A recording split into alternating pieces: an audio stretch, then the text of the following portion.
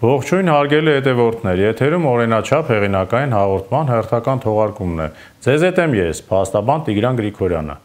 Այսօր խոսելու եմ հղիության և ծննդաբերության նպաստների և այլ վճարների կարգի, նաև այդ դեպքերում արձակուրդի տրամադրման կարգի մասին։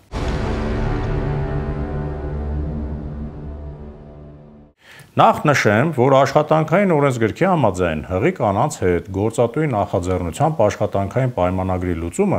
արգելվում է հղիության մասին գործատուին տեղեկանք ներկայացնելու օրվանից մինչև հղիության և ծննդաբերության արձակուրդի ավարտից հետո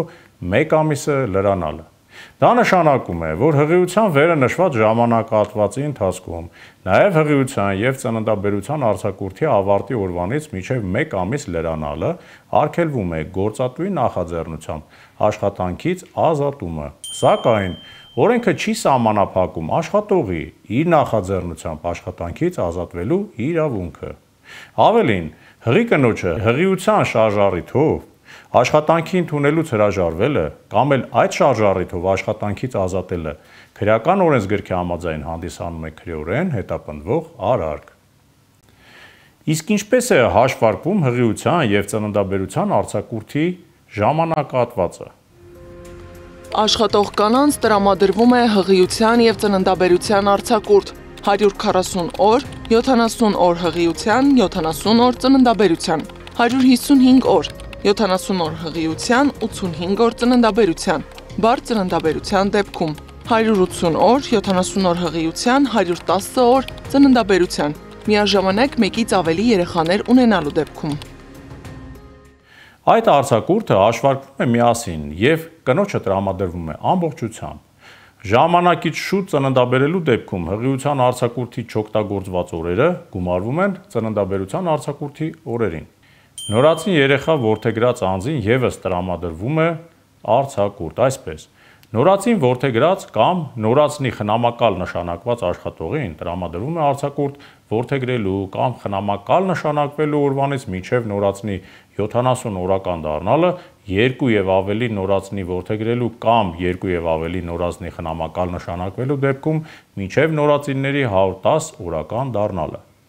Փոխնակ մոր միջոցով երեխա ունեցած աշխատողին տրամադրվում է արձակուրդ երեխայի ծնվելու օրվանից մինչև նորածնի 70 օրական, 2 և ավելի նորածին երեխա ծնվելու դեպքում մինչև նորածինների 110 օրական դառնալը։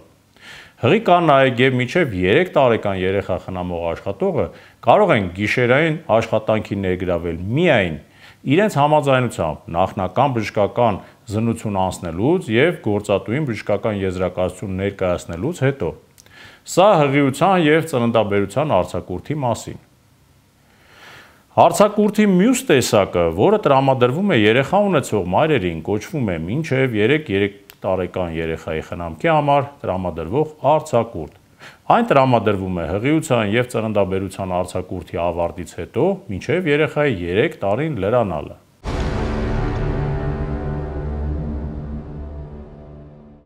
Իսկ ինչպես է վճարվում մայրության նպաստը վարձու աշխատողին։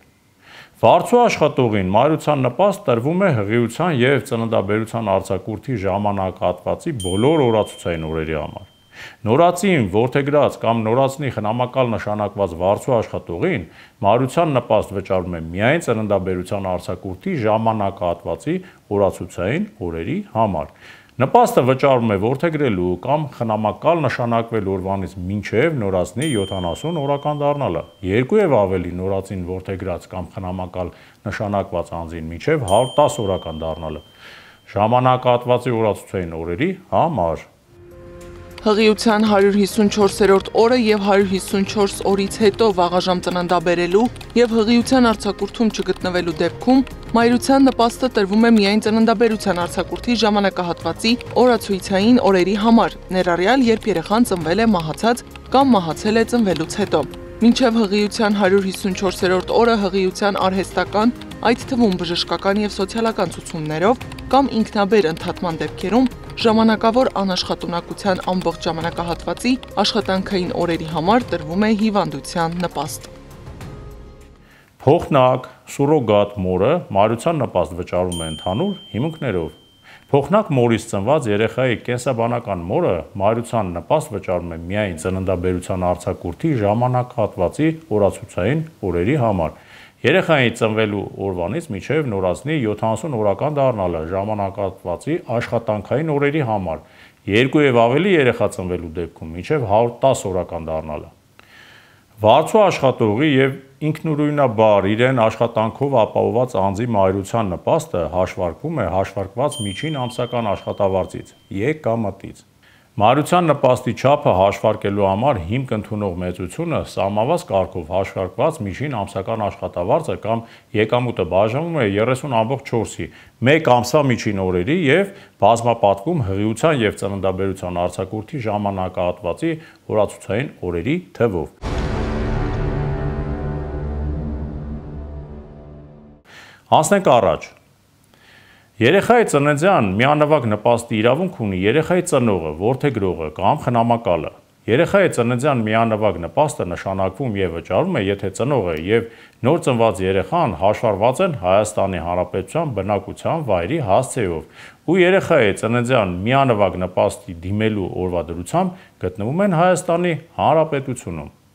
Առաջին եւ երկրորդ երեխայի ծննդյան միանվագ նպաստի չափը 300,000 դրամ է, երրորդ եւ չորրորդ երեխայի ծննդյան դեպքում 1 միլիոն դրամ, իսկ 5-րդ եւ հաջորդ երեխայի ծննդով պայմանավորված 1.5 միլիոն դրամ։ Կարևոր է հատուկ նշել, որ երեխայի ծննդյան միանվագ նպաստը նշանակվում է, եթե դիմումն ու անհրաժեշտ փաստաթղթերը ծնողի անձնագիրը, ՀՑՀ, նաեւ երեխայի ծննդյան վկայականն ու ՀՑՀ-ն ներկայացվել են նոր ծնված երեխայի ծննդյան ամսաթվից հետո 12 ամսվա ընթացքում մինչև երեխայի 1 տարին լրանալը։ Ընդ որում դիմումը կարող է ներկայացվել նաև առցանց։ Ավելի պարզ ասած, չպետք է բաց թողնել երեխայի ծնվելու օրվանից 12 ամիսը եւ նշված ժամկետում պետք է դիմել սոցիալական ծառայություն միանվագ նպաստ ստանալու համար։ Հակառակ դեպքում դիմումը կմերժվի։ Ինչպես արդեն նշեցի, գործատուների հետ աշխատանքային հարաբերությունների մեջ գտնվող անձանց համար աշխատանքային օրենսգրքով սահմանված հղիության եւ ծննդաբերության արձակուրդի ժամանակահատվածը 140 օր է, որը ներառում է 70 օր հղիության, 70 օր հետ ծննդաբերական ժամանակահատվածը։ Այս դեպքում մայրության նպաստի չափը հաշվարկվում է օրենքով սահմանված կարգով հաշվարկված միջին ամսական աշխատավարձից։ Չաշխատող անձին մայրության նպաստը նշանակվում է բժշկական հաստատության կողմից տրված ժամանակավոր անաշխատունակության թերթիկի հիման վրա։ Նպաստը, որը կազմում է 172,500 դրամ, նշանակվում է, եթե դիմումն ու անհրաժեշտ փաստաթղթերը միասնական սոցիալական ծառայության ցանկացած տարածքային կենտրոն է ներկայացվում հղիության եւ ծննդաբերության արձակուրդի իրավունք ունենալու ժամանակահատվածի 140 օրվա ընթացքում։ Այդ ժամանակահատվածից հետո դիմելու դեպքում մայրության նպաստ չի նշանակվում։ Հետևաբար անհրաժեշտ է ուշադրություն դարձնել թվարկված ժամկետներին, քանի որ դրանք բաց թողնելու դեպքում կզրկվեք նպաստ ստանալու իրավունքից։